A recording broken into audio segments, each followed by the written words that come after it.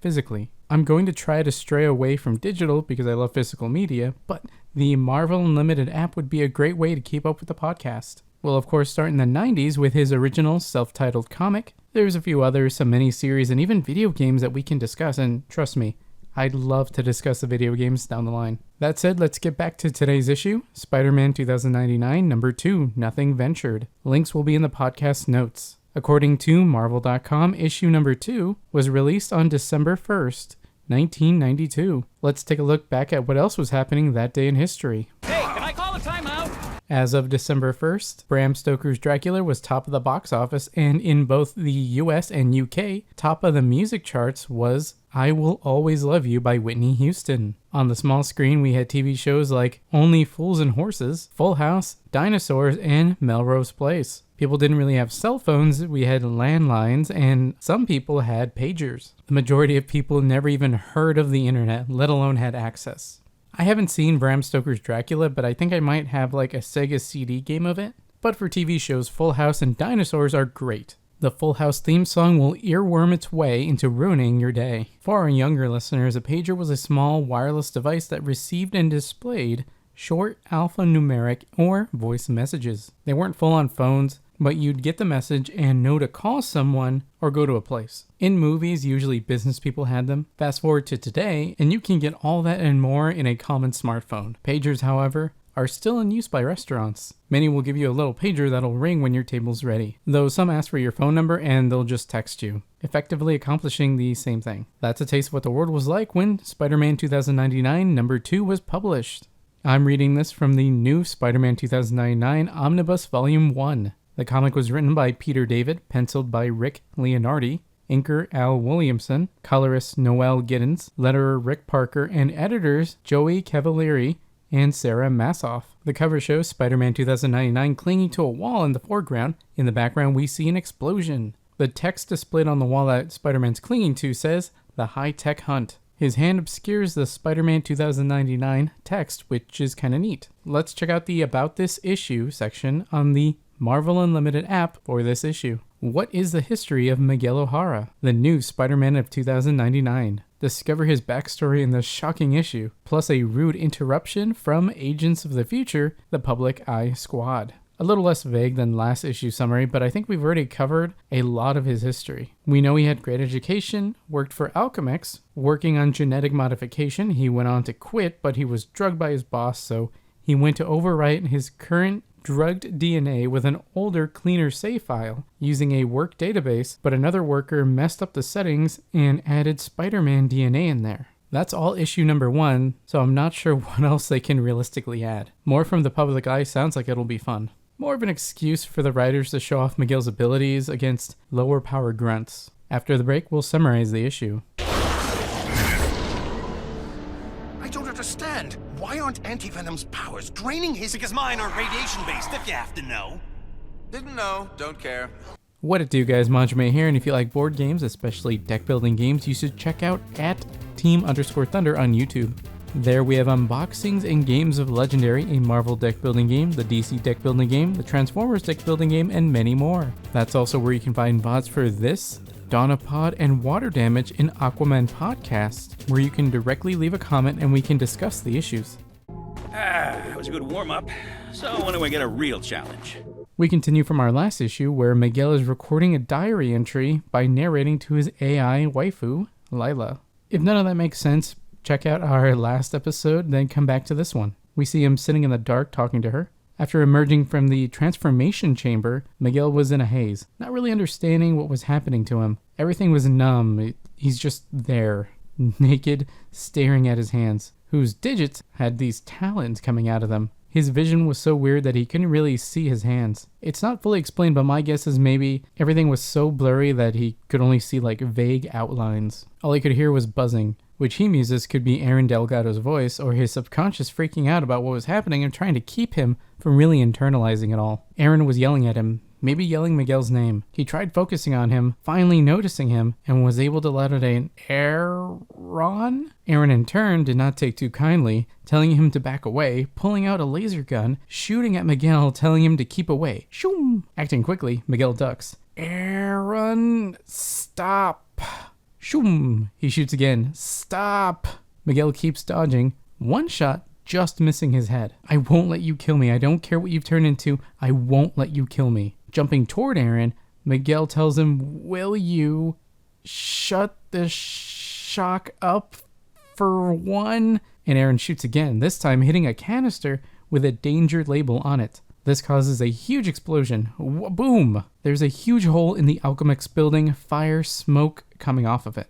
Bachoom! The explosion throws Aaron away out of the building, but Miguel catches him. As Miguel is holding him, Aaron's complaining about how much his grip hurts. Miguel's telling him to stop squirming, but Aaron tells him it feels like he's ripping his skin off, blood streaming down his forearm. Aaron falls to his death. Aaron! But all that's left is Aaron's jacket. Miguel's confused. Why was he struggling when he was holding as tight as he could?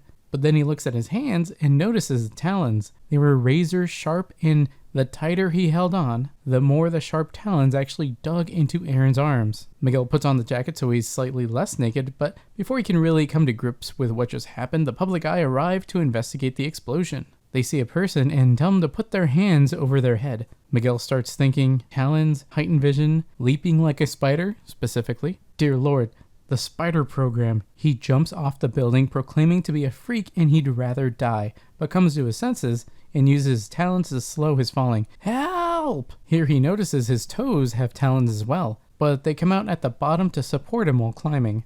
As such, he starts climbing up the building, telling himself not to look down. Vree!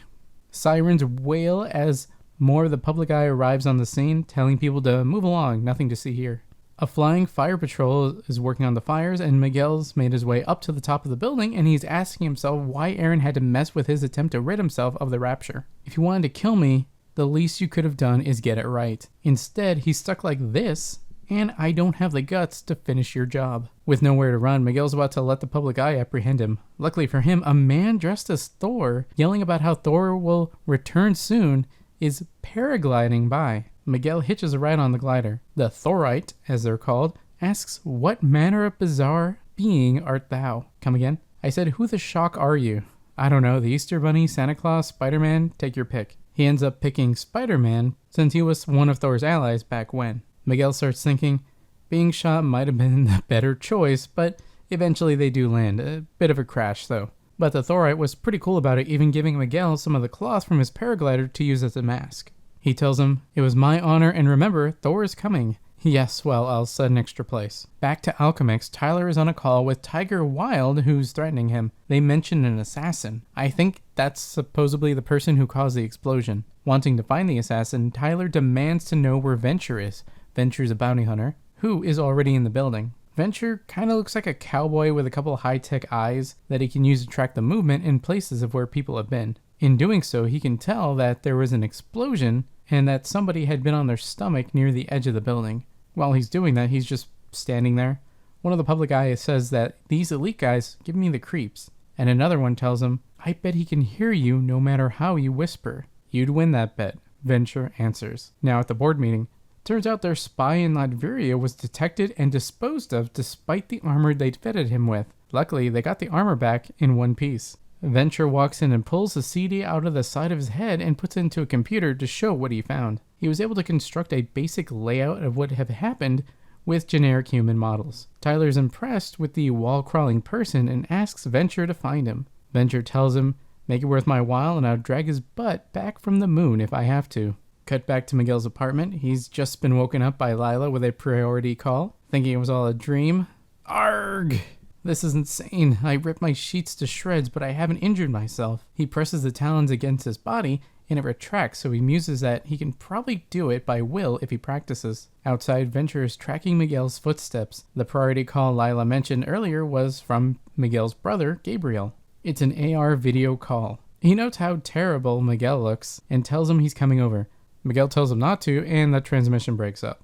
Miguel starts looking through his closet, and he mentions he'll need more clothes made up of unstable molecules fabric that won't get ripped up. He owns one suit that he'd gotten for his Mexico trip last year for the Day of the Dead festival. Since they can be pretty wild, he wanted to get something sturdy. He says he should wear it all the time since it's a celebration of the dead, and his days of being normal are now dead. Lila notices he's distressed, so she starts showing him different appearances and personalities she has, which includes a punk rock girl, a butler, and an old lady reminiscent of Aunt May that offers him warm milk and chewy brownies. Miguel, whose coffee mug says world's greatest brain, looks at the reader, breaking the fourth wall, and says, "Kill that one," and goes back to Lila. Venture's already at the crashed paraglider, making his way through Miguel's night. Gabriel tells him, "Look, I know you're short-tempered, me too.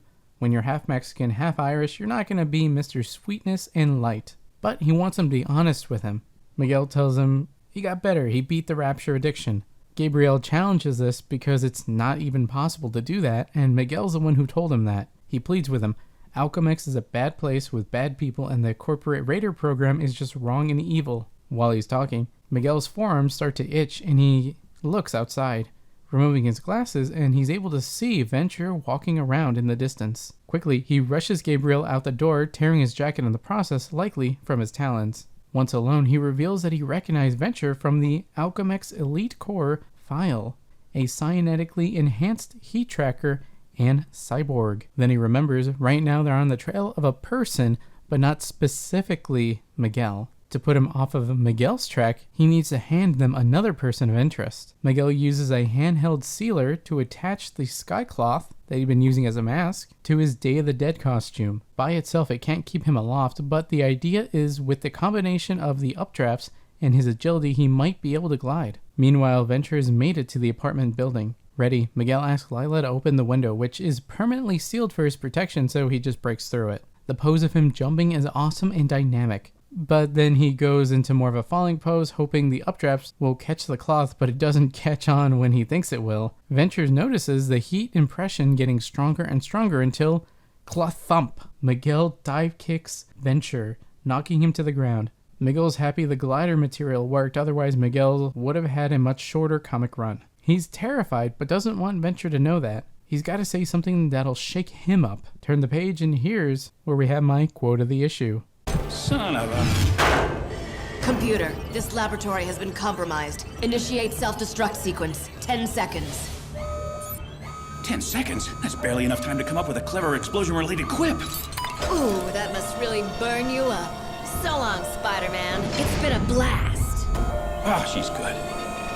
Miguel, in his proper Spider-Man 2099 attire, sticking to a wall, talons out with his left hand, a balled fist on the other, says hi, and in his mind thinks that wasn't it. A great first impression for a guy who's never really been in this sort of situation. He's so nervous and scared, but he's aware enough to know what he wants to convey, and he did not do it this time. I'm sure over time he'll get there, maybe even in this fight. Venture's just looking up at him and doesn't say a word. That's where the issue ends. Next, nothing gained. After the break, we'll go over some thoughts and feelings about the issue.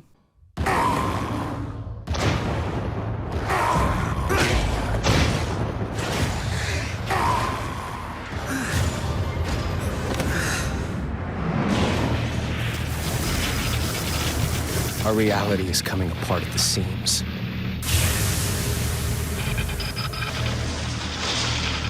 And now I see why. The two gateways created a link between our times.